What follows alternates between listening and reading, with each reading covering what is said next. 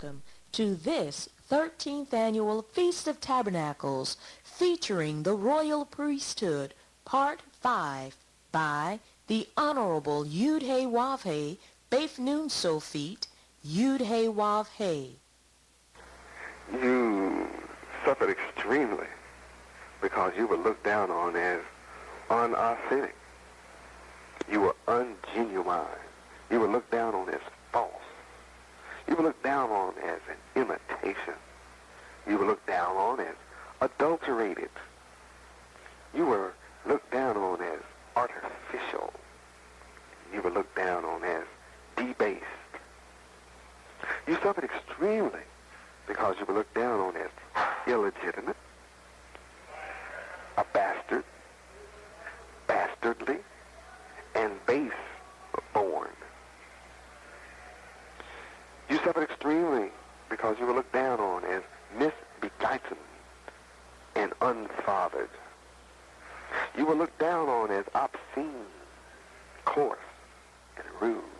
You were looked down on as vulgar, crude, gross. You were looked down on as rough. You suffered extremely because you were looked down on as profane. You suffered extremely because you were looked down on as maledictory and blasphemous. You suffered extremely because you were looked down on as smutty, foul-mouthed, scatological. You suffered extremely because you were looked down on as filthy, dirty. You were looked down on as pornographic. Pornography didn't start today. You were considered pornographic in Egypt. You were looked down on as bald body, B-A-W-D-Y, and rebald and off color. You suffered extremely because you were looked down on as suggestive, a highly suggestive people, unseemly. You were looked down on as indelicate and indecorous. You were looked down on as improper and indecent. You suffered extremely because you were looked down on as poor and wretched. You were looked down on as a sorry lot, a sorry bunch of people, and abject people. You suffered extremely because you were looked down on as squalid, a people who loved squalid, dirty, filthy conditions. You were looked down on as a destitute people. You suffered extremely because you were looked down on as a miserable people, dismal and abysmal and dreary people. You suffered extremely because you were looked down on as beggarly, loved to beg rather than do for yourself. You were looked down on as shabby and scrubby and seedy and sleazy and abased. We can clearly see that as it was in the days of Moses in Egypt, so it is today, right now. Almighty Yahweh required us to eat the flesh of the lamb that night, which represents a cursed mindset from the tree of good and evil during the Passover in the days of Moses, and is a metaphor for you today. And it is made very clear to you, your condition, past and present. You suffered severe heartache, emotional distress. You suffered being heavy-hearted, dejected, depressed in spirit. That's all a part of night. You were disheartened and low-spirited. Night means you were downcast. Night means you suffered deep troubles. Your mental calm and contentment was disturbed. Night means you were full of worry, day and night. You were always agitated. Night means you were put through extreme inconvenience, exertion, and pains. Night means you were also cursed bodily with bodily pain, discomfort, and disorder. Night means you were continually annoyed and vexed and bothered. You even put yourself to great inconvenience for your enemies.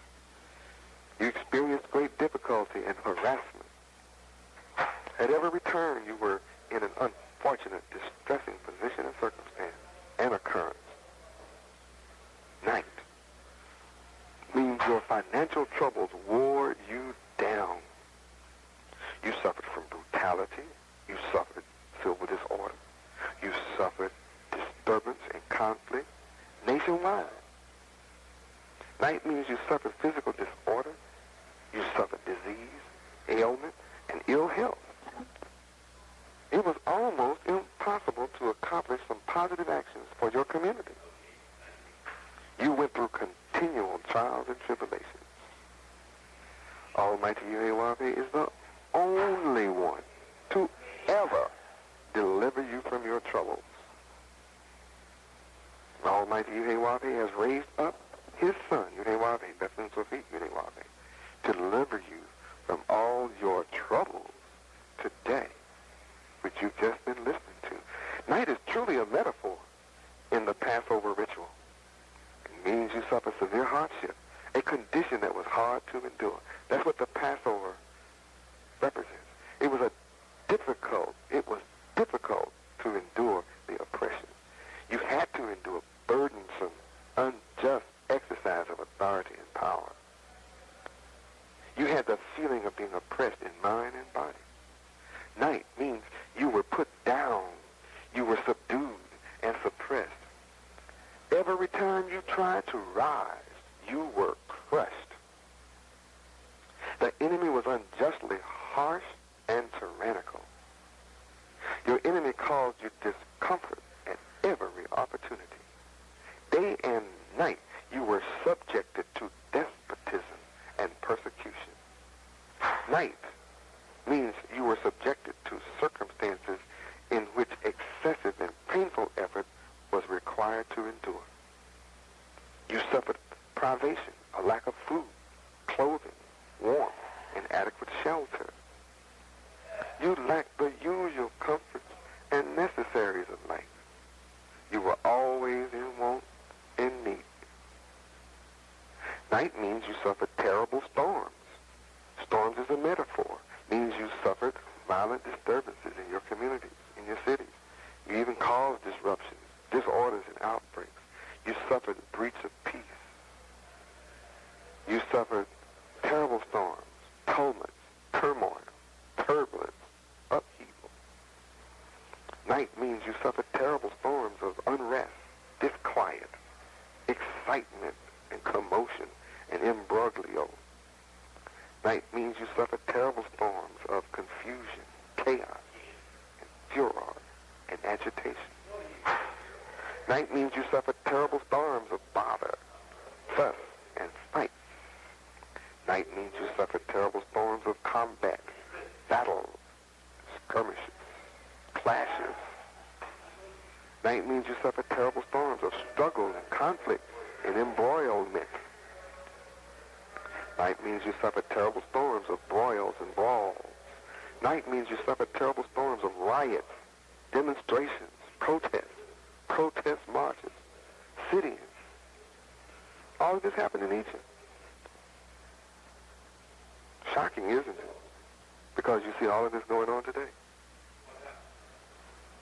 Night in Egypt means you suffered terrible storms of strikes and picketing. Can you believe that?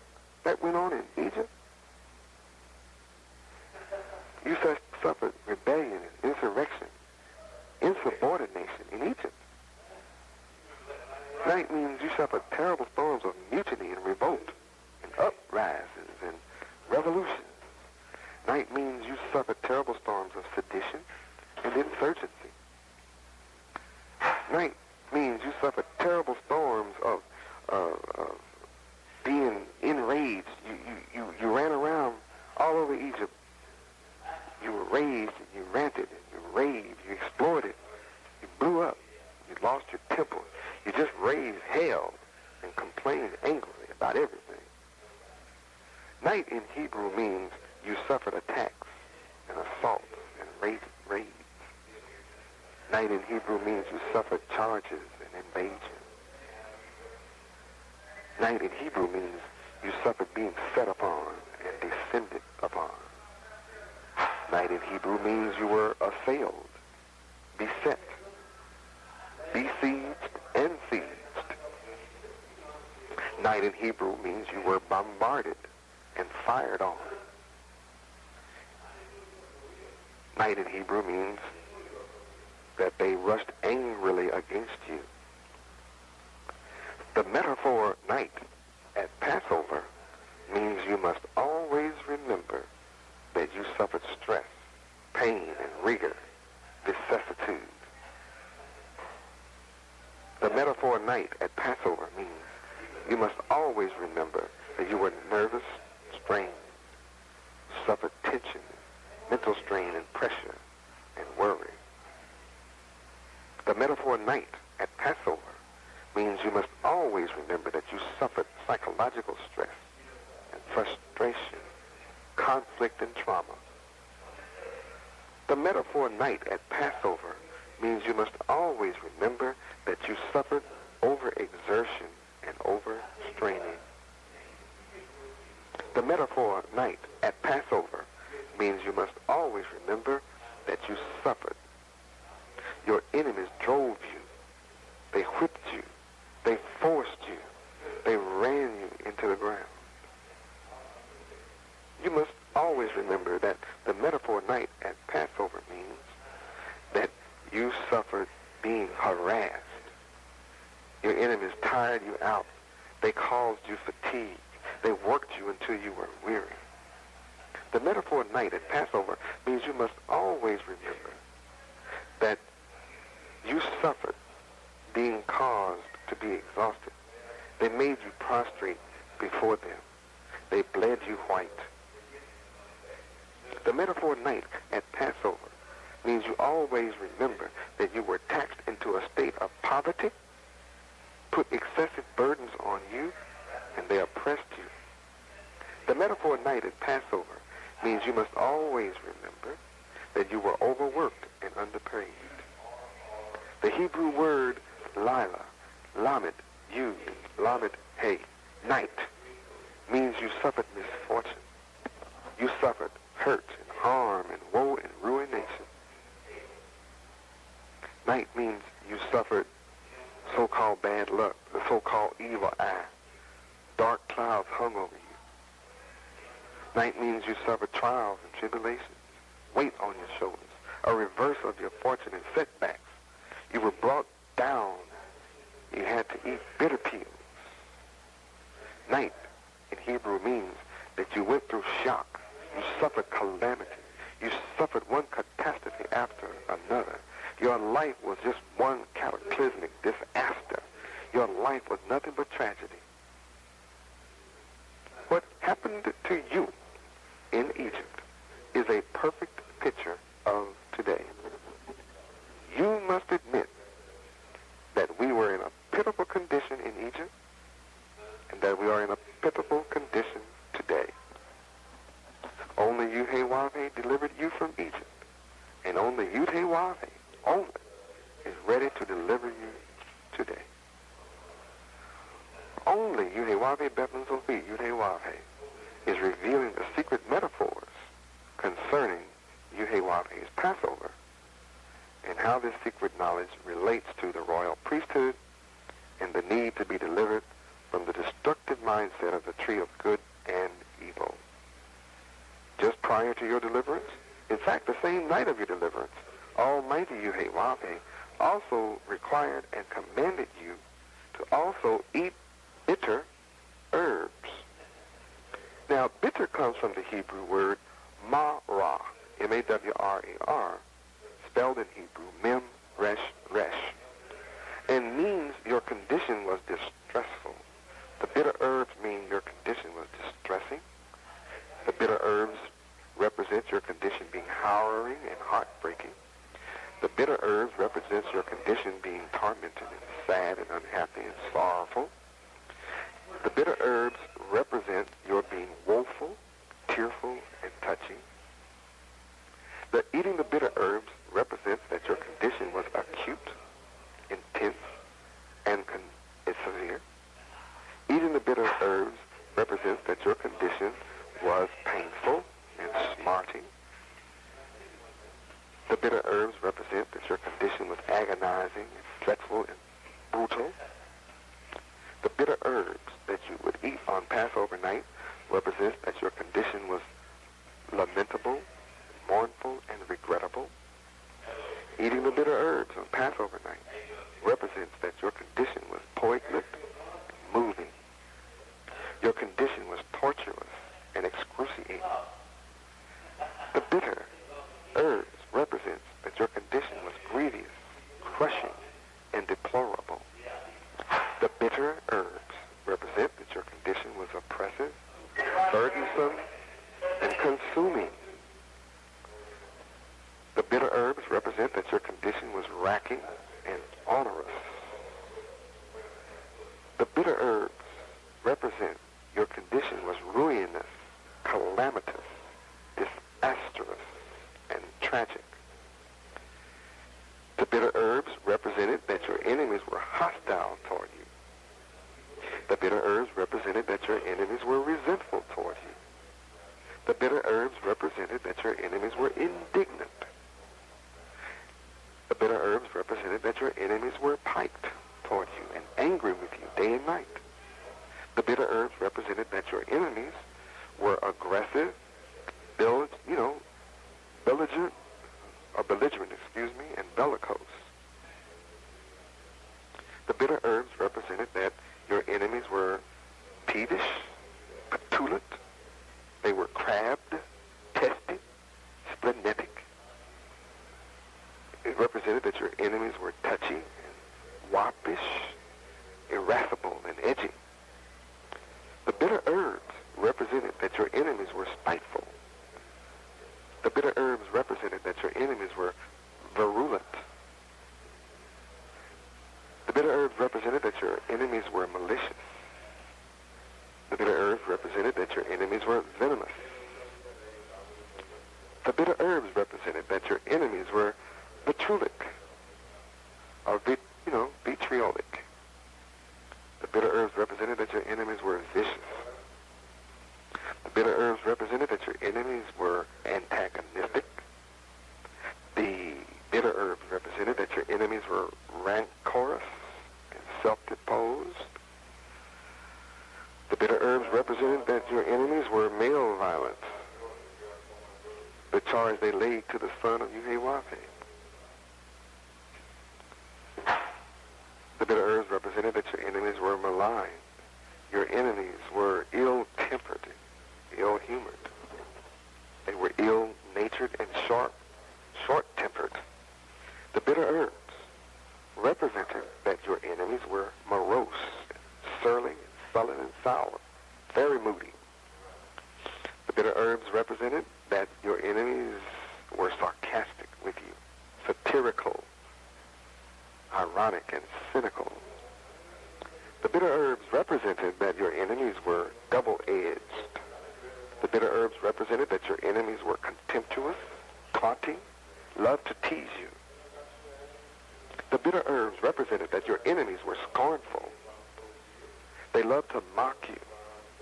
Your enemies were derisive and derisory. Your enemies were sardonic. Eating the bitter herbs on Passover represented that your enemies were insulting. They loved to insult you. And they were excoriating. They loved to denounce you. They loved to berate you. And they loved lashing out at you. Eating the bitter herbs at Passover represented that your enemies were abusive toward you, very corrosive and corroding and erosive. Eating the bitter herbs at Passover represented that your enemies were cruel to you. Your enemies were mean to you. And your enemies were always brutal. You suffered brutality across the land of Egypt. Eating the bitter herbs at Passover means that your enemies were unkind to you. Your enemies were uncharitable toward you. Your enemies were unbenevolent toward you. Your enemies were uncordial to you as a people. Your enemies were unamiable toward you, very unfriendly. deny that our people suffer all these conditions and need the Messiah. No one can deny that our people suffer all these conditions and need the deliverer. No one can deny that our people suffer all these conditions and need the Redeemer. No one can deny that our people suffer all these conditions and need the Regenerator. No one can deny that our people suffer all these conditions and need the Reformer. No one can deny that our people suffer all these conditions and need the mighty God, Yudewave, Bethlehem Sophie, Yudewave. You must keep in mind that the royal priesthood is a chosen generation, the elect of Yudewave.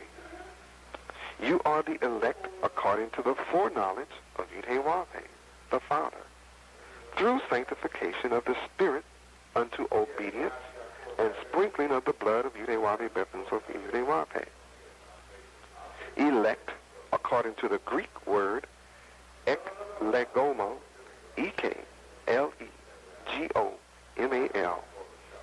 means Yudewave chose you for himself, not necessarily implying the rejection of those who are not chosen, but giving favor to the chosen one, keeping in view a relation to be established between Yudewave and you. And except Yudewave, Bethlehem Sophie, Yudewave, shorten these terrible days of suffering, no flesh should be saved. But for the elect's sake, whom he has chosen, he has shortened the days. The elect involves preference and choice from among many. Is it not lawful for me to do what I will with my own? So the last shall be first, and the first last. For many be called, but few chosen. Few will choose. Many that are first shall be last. And you that have been last for 6,000 years shall be first. Although Yudewave, Bethlehem Sophie, Yudewave, called out to the whole world, only a few will choose Almighty Yudewave. The world is a witness that the enemy of Yudewave is causing his elect to suffer the most inhuman torture in 6,000 years. Shall not Yudewave avenge his own elect, which cry day and night unto him? Though Yudewave bear long with you breaking his laws, tell you that Yudewave will avenge the elect speedily. Nevertheless, when you see the Son of Man, Yudewave, Bethlehem Sophie, Yudewave, come among his people, has he found faith in Almighty Yudewave on earth? And now the elect is crying with a loud voice, saying, How long, O Yudewave, holy and true, do you not judge and avenge our blood on them that dwell on the earth? Yudewave, Bethlehem Sophie, Yudewave is holy and is true, and has the key of David. But those who walk in darkness have denied Yudewave, Bethlehem Sophie, Yudewave, the Holy One, and the Just One, and prefer to associate with murderers. And you that accept Almighty Yudewave know that the Son of Yudewave is come, and has given you understanding, that you may know him that is true, and you are in him that is true, even in his Son, Yudewave, Bethlehem Sophie, Yudewave. This is the true God and eternal life. Yudewave, Bethlehem Sophie, Yudewave is the faithful witness and the first begotten of the dead and the prince of the kings of the earth. It is Yudewave, Bethlehem Sophie, Yudewave that loved you and washed you from your sins in breaking the laws of Yudewave in his own blood, and has made you kings and the royal priesthood unto Yudewave, Bethlehem Sophie, Yudewave, and his father, Yudewave. To him be glory and dominion forever and ever. Yudewave, Bethlehem Sophie, Yudewave is the faithful and true witness, the beginning of the creation of Yudewave. Yudhe-Wahe Bethlehem Sophit Yudhe-Wahe, is called faithful and true, and in righteousness he judges and makes war. Almighty Yudhe-Wahe has laid the key of the house of David upon the shoulder of Yudhe-Wahe Bethlehem Sophit Yudhe-Wahe. So he shall open, and none shall shut, and he shall shut, and none shall open.